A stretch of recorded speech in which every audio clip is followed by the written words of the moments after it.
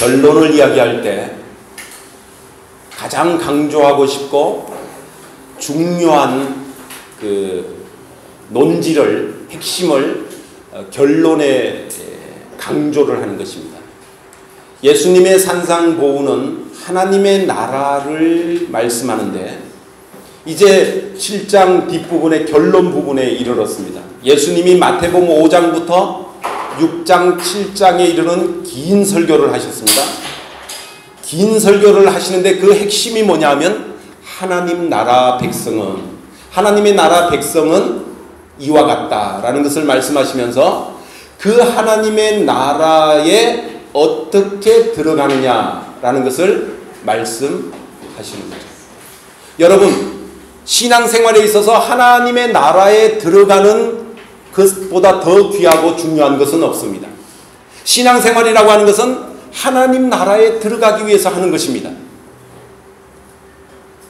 예수님이 제자들에게 이 하나님의 나라에 어떻게 들어가는가라는 것을 말씀을 하시면서 너희들은 좁은 문, 좁은 길로 들어가라. 그렇게 말씀을 하시죠.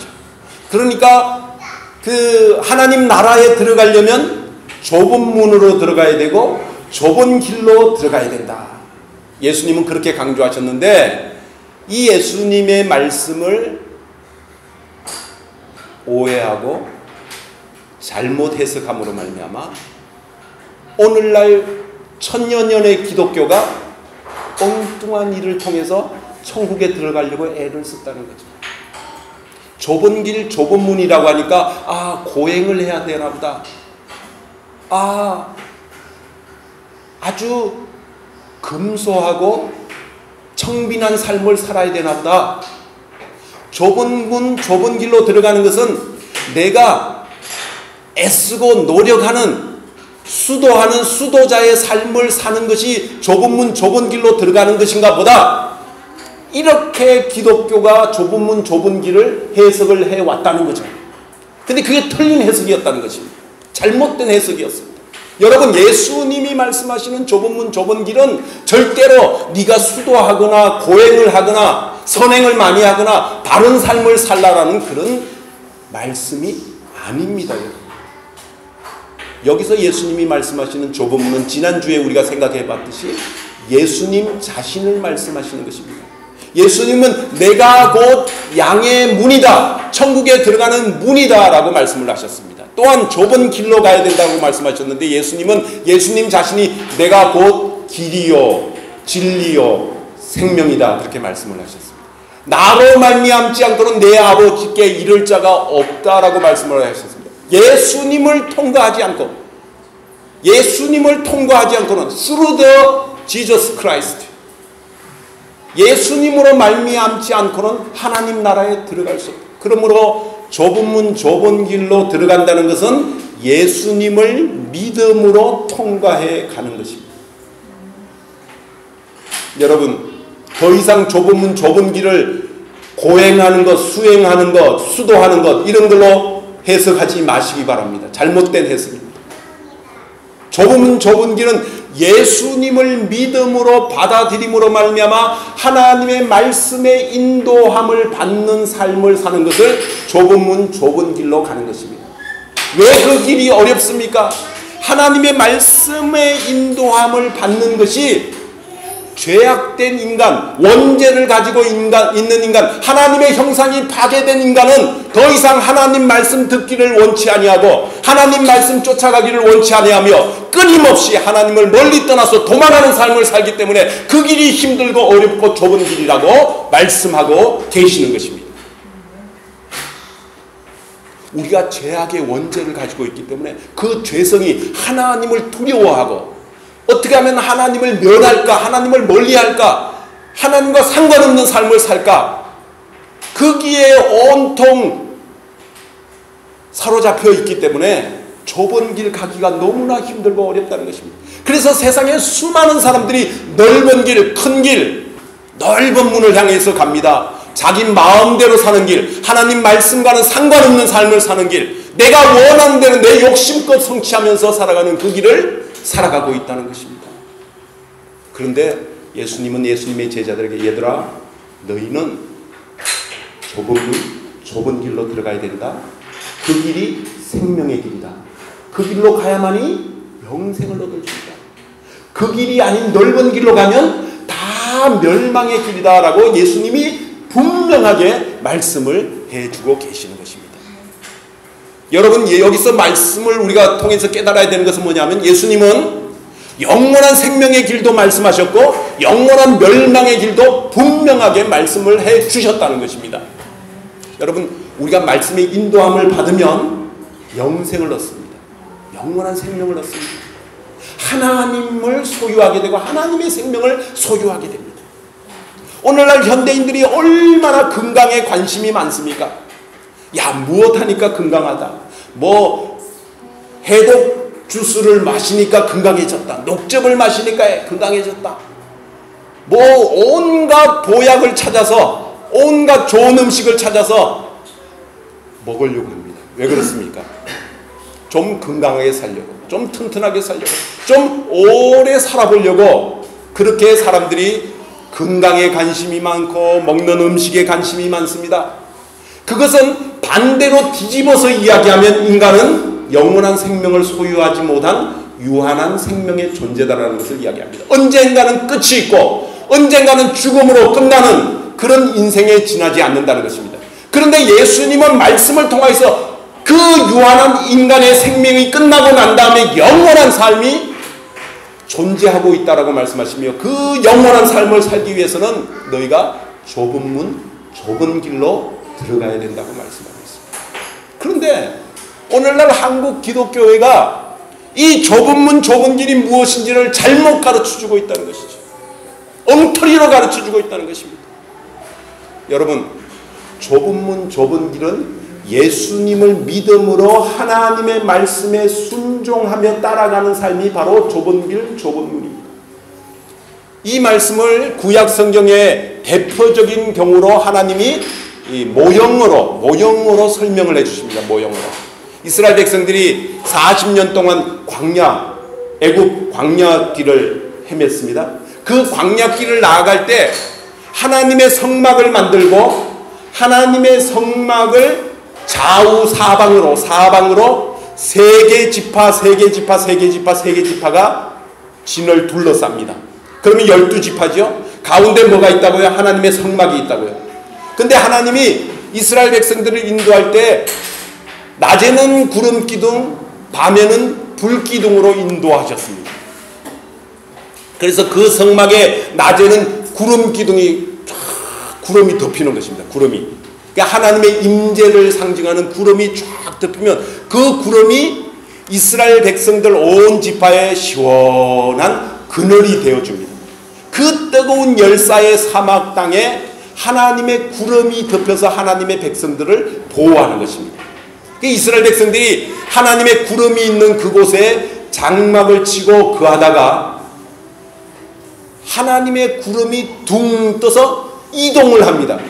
그러면 제사장들이 나팔을 불고 성막을 걷어서 이동을 하죠.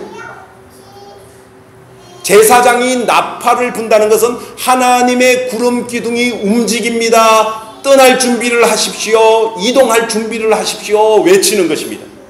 그러면 하나님의 구름 장막이 움직이는 대로 온 성막과 이스라엘 백성들이 그 구름 기둥 안으로 따라 움직이는 것입니다. 여러분, 한번 상상해 보십시오. 사막 땅에서 구름을 따라가는 것이 쉬울까요? 어려울까요? 금방 구름이 멈춰 있다가 이동을 해서 따라왔는데 또 움직여. 그러면 또 따라가야 돼요. 여러분, 쉽지만은 않을 것입니다. 쉽지만은 않을 거예요. 그런데 안 따라가면 어떻게 될까요? 안 따라가면 사막에 그냥 뜨거운 열사에 주저앉다가 열사병에 걸려서 다 쓰러져 가는 것입니다. 따라가야만이 살 수가 있는 것입니다. 따라가야만이. 하나님께서 이 광야의 성막과 이스라엘 백성들이 그 구름 기둥을 따라서 행진하는 이것을 오늘날 성도들이 좁은 문, 좁은 길로 들어가는 것을 샘플로 보여주시는 것입니다. 모형입니다. 모형. 하나님의 백성들이 어떻게 나아가야만이 살 수 있는가를 보여주는 모형입니다. 그 옛날 이스라엘 백성들이 40년 동안 광야길에 구름기둥 불기둥을 따라간 것처럼 오늘날 신약의 광야길을 걸어가고 있는 하나님의 백성들은 하나님의 말씀에 귀를 기울여서 그 말씀이 말하는 대로 순종하며 따라 나아가야 된다. 그것이 좁으면 좁은 길이라고 말씀하고 계시는 것입니다. 말씀에서 벗어나면 멸망의 길, 넓은 길이 되는 것입니다.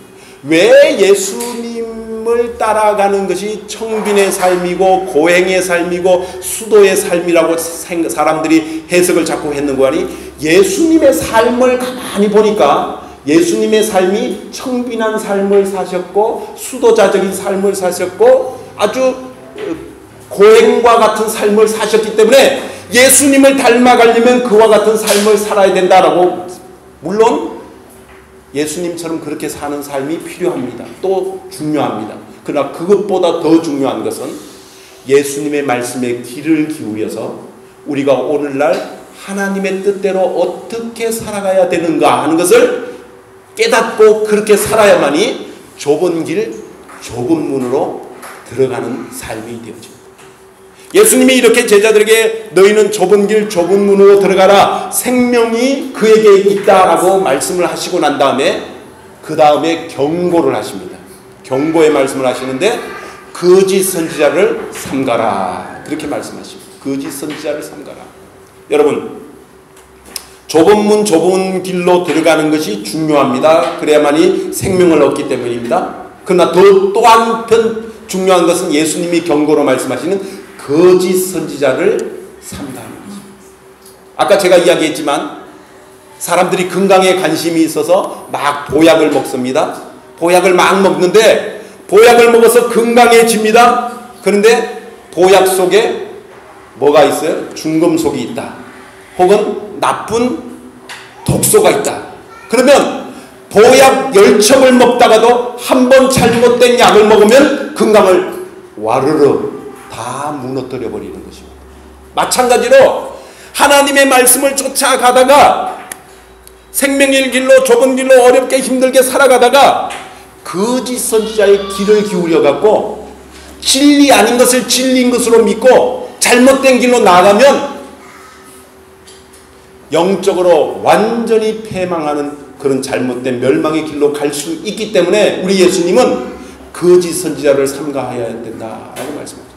오늘날 한국에 정말 이 예수님의 경고보다 더 중요한 말씀은 없습니다. 왜냐하면 한국이 거짓 선지자, 적그리스도, 그리고 자칭 그리스도라고 하는, 자칭 예수라고 하는 그런 교주들이 너무나 많기 때문에 여러분, 정말 우리 성도들이 이 예수님의 말씀에 귀를 기울여야 됩니다. 얼마 전에 큰 문제를 일으켰던 구원파 유병헌, 아주 대표적인 경우죠. 근데 그를 추종하는 수만 명의 잘못된 사람들이 있어요. 그것을 진리라고 맹신하면서 쫓아가고 있다는 것이죠. 신천지 이만희 씨는 성경을 작구적으로 자기의 유리한 대로 이어링 비어링식으로 문자적으로 해석을 하는 것입니다. 여기서 성경 구절 끌어오고 저기서 구절 끌어와서 논리적으로 이렇게 맞지 않느냐 그러는데, 거기 끌어오는 성경 구절들이 본문 텍스트 내용하고는 전혀 상관이 없는 것입니다. 여러분, 성경 말씀은 본문 텍스트 내에서 해석이 되어져야 됩니다. 그 텍스트 속에서 하나님이 그 상황에서 주신 말씀이기 때문에 그 상황에서 벗어난 다른 곳에서는 그렇게 해석을 하면 안 되는 경우가 많이 있습니다. 근데 이만희 씨 성경 공부를 어떻게 가르치느냐 하면 성경 구절들을 자기가 필요한 대로 다 뽑아내 갖고 본문하고는 전혀 상관없는 것에 끌어들여 갖고 이렇게 사람들을 미혹해서 끌고 갑니다. 여러분, 오늘날 우리가 살아가고 있는 이 시대는 진리의 말씀을 쫓아가야 됩니다. 하나님의 말씀을 쫓아가야 됩니다. 그러나 동시에 적그리스도, 잘못된 교주들의 말에 귀를 기울여서는 안 됩니다.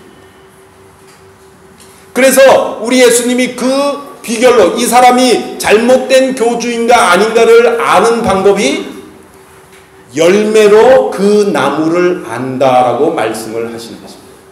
여러분, 나무가 사과나무인지 배나무인지 복숭아나무인지 나무만 봐서는 잘 모를 수 있습니다. 그런데 거기에 달린 열매를 보면 그 나무가 무슨 나무인지 바로 알게 되어집니다. 즉 다시 말하면 선지자들이 하는 말이 중요한 것이 아니라 그의 삶을 통해서 어떤 열매가 맺혀지는가 하는 것을 보아야 한다는 것이죠. 당시의 서기관들과 바리새인들과 당시의 종교 지도자들이 하나님의 말씀을 사칭하여서 많은 아름다운 좋은 말들을 많이 했습니다.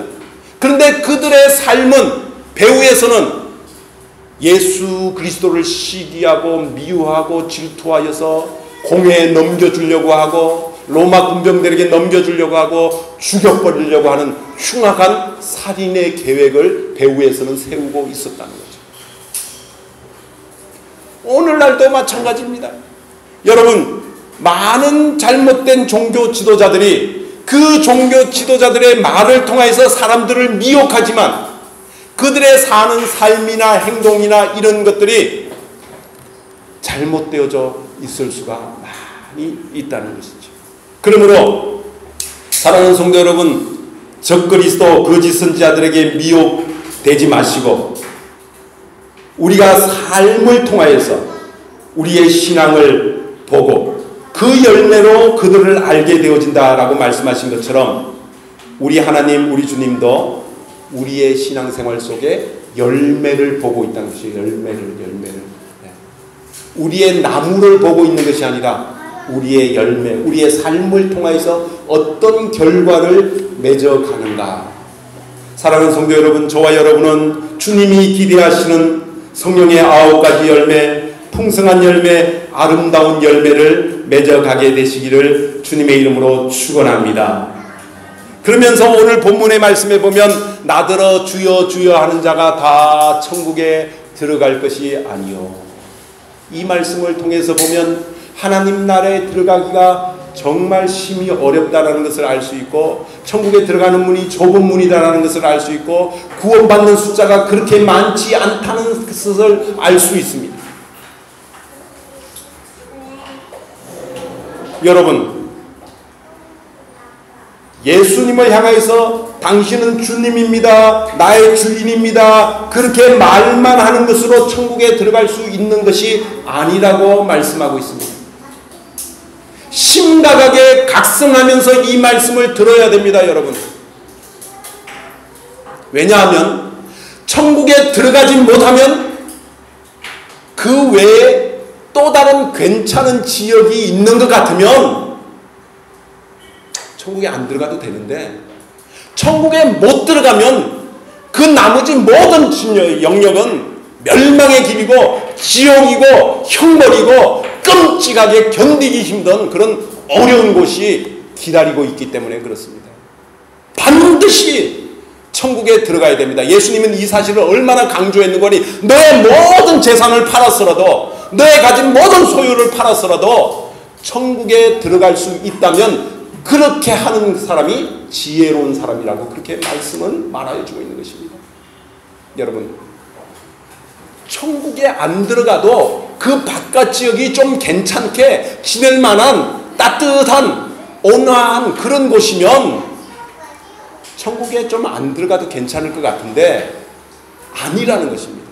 예수님은 분명히 말씀하십니다. 슬피 울며 이를 갈미 있으리라. 여러분, 사람이 어떤 때 슬피 울죠? 어떤 때 이를 갈죠? 억울하고 원통하고 한이 맺혀서 도저히 견딜 수 없을 때 사람이 이를 부득부득 깔며 원망을 하고 불평을 하게 되는 것입니다. 그런데 천국에 못 들어간 사람들이 그와 같은 삶을 살게 되어진다고 성경은, 하나님은, 주님은 그렇게 말씀하고 있는 것입니다.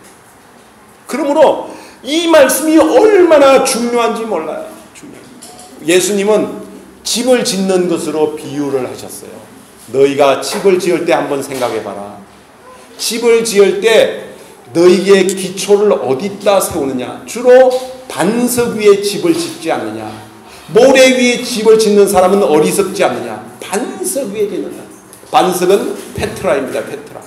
근데 페트라 이 말에서 무엇이 왔는가 하니 영어의 faith, 믿음, faith라고 하는 제 발음이 정확해요? 틀렸어요? 발음이? faith. 그 단어가 왔습니다. 반석이라는 단어에서 페트라라고 하는 어원을 가진 그 단어에서 믿음이라고 하는 단어가 나왔어요.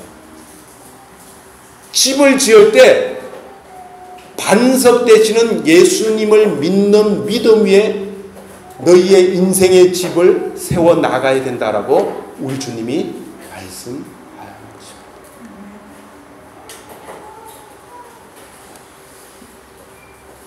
여러분은 무엇을 기초로 해서 여러분의 인생을 지어가고 있습니까? 여러분의 인생의 기초는 무엇입니까?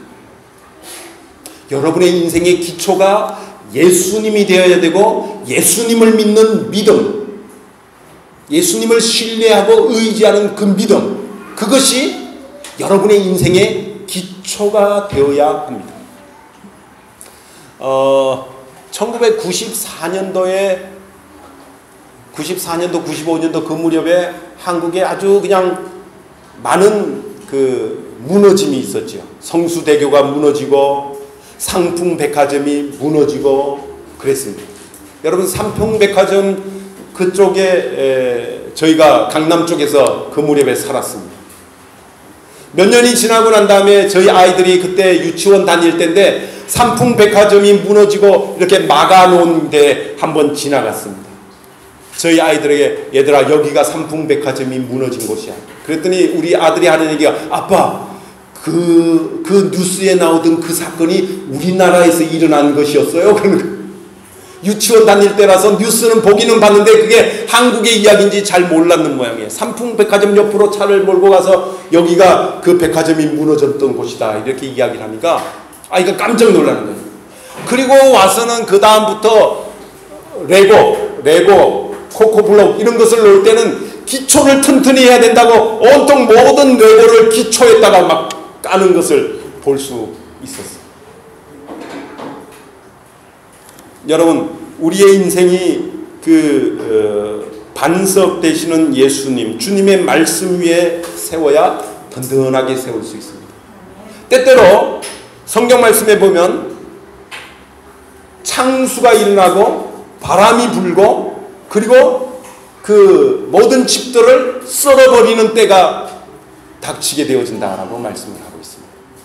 여기 보면 성경에 창수가 나고 바람이 불어 그 집에 부딪히되 무너지지 아니하나니. 어떤 집이 무너지지 않아요?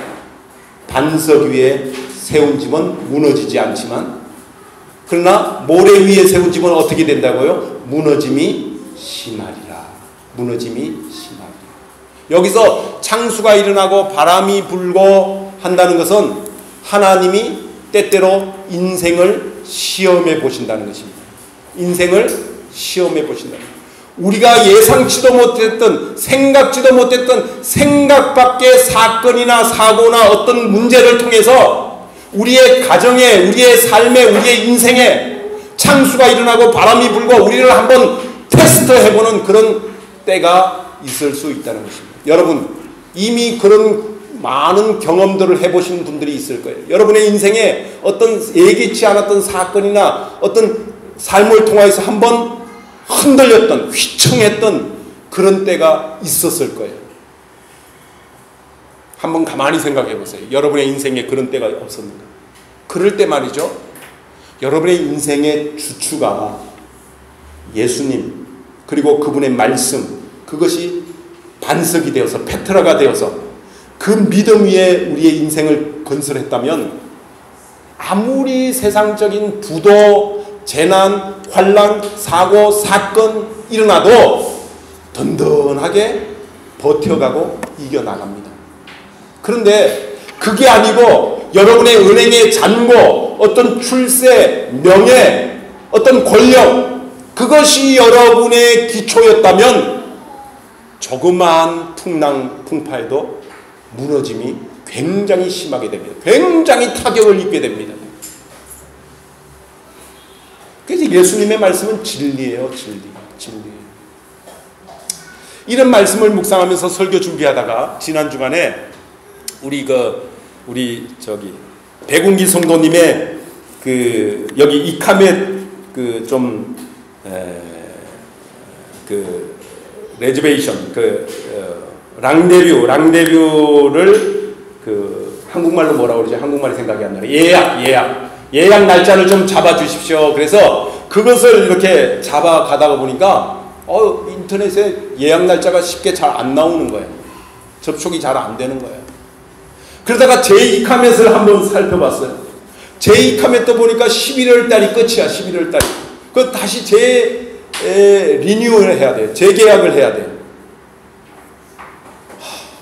이 카멧 한번 낼 때마다 말이죠. 얼마나 부담이 되고 말이죠. 신경이 쓰이고 그러는지 말이죠.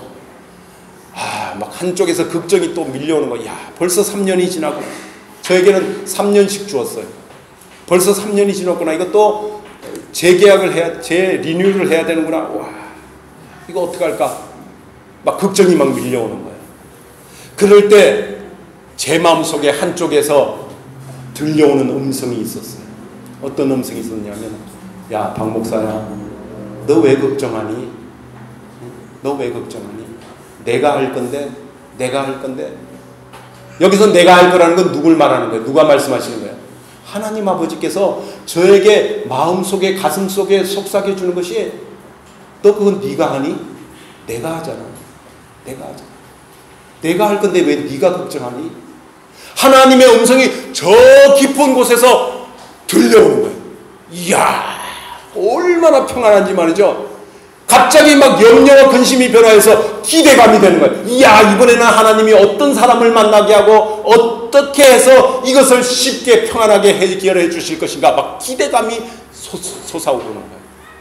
여러분, 예수 믿는다는 것, 신앙의 힘이라는 것은 바로 그런 것이에요. 그전에는 내가 해야 했어요. 내 문제였어요. 내 걱정거리였어요. 온통 내가 해결해야 되는 것이었어요. 그런데 내가 이제 좁은 문으로 들어가기로 결정을 했고, 좁은 길로 가기로 결정을 했고, 하나님의 구름기둥과 불기둥의 인도함을 받는 삶을 살기로 했고, 하나님의 말씀이 인도하는 대로 쫓아나가기로 삶을 살기로 결정했다면, 그때부터는 내 염려, 내 걱정이 아니라 우리 주인 되시는 하나님의 염려요, 하나님의 걱정이요, 하나님의 해결해야 되는 문제가 되어지는 것입니다. 여러분 속에 염려하게 되고 근심하게 되는 여러분의 많은 문제가 있을 것입니다. 그럴 때 염려만 하지 마시고 아무것도 염려하지 말고 오직 모든 일에 기도와 간구로 늘 구할 것을 감사함으로 하나님께 아뢰라. 그리하면 모든 지각에 뛰어나신 하나님의 평강이 그리스도 예수 안에서 너희의 마음과 생각을 지키시리라 라고 말씀하시는 주님의 길을 기우시오. 여러분, 우리의 염려와 근심을 하나님께 간구하고 하나님께 기도해서 하나님께 아뢰어서 하나님 앞에 내어드리기를 바랍니다. 그러면 그분이 우리의 마음과 생각을 지켜주시겠다고 말씀하고 계세요. 마음과 생각을 잘 지키는 것이 얼마나 중요한지 모릅니다. 자기의 마음을 지키는 자는 성을 빼앗는 용사보다도 더 강한 용사다라고 잠언의 말씀은 말해주고 있습니다. 여러분, 무릇 지킬 만한 것 가운데 너의 마음을 지켜라. 모든 생명의 근원이 그에게서 남이니라 라고 말씀하고 있습니다. 여러분의 마음 잘 지키셔야 됩니다. 마음 누구에게 빼앗기거나 마음 어떤 것에 빼앗기면 그 사람은 망하는 것입니다. 절대로 마음은 하나님께만 드려야지 세상의 어떤 물질이나 세상의 어떤 명예나 세상의 어떤 사랑하는 것에 여러분의 마음을 빼앗겨서는 안 됩니다. 마음을 지키셔야 됩니다. 근데 그 마음을 지키는 것이 주님께 모든 염려와 근심을 맡겨드리고 기도하면 주님이 여러분의 마음속에 은밀한 중에 속삭일 거예요. 너 왜 그거 염려하니?